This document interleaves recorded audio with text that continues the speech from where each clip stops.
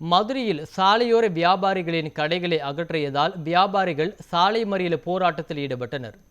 மதுரை அண்ணா பேருந்து நிலையம் சந்திப்பில் நீண்ட நாட்களாக ஏராளமான சாலையோர பூக்கடைகள் செயல்பட்டு வந்தன.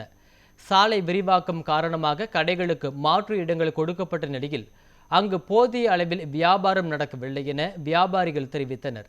இதனால் மீண்டும் பழைய இடத்திலேயே கடைகளை அமைத்த நிலையில் மாநகராட்சி நிர்வாகம் தற்காலிகமாக கடைகளை அகற்றியது. இதற்கு எதிர்ப்பு தெரிவித்து பூக்கடை வியாபாரிகள் சாலை மறியல் போராட்டத்தில் ஈடுபட்டனர்.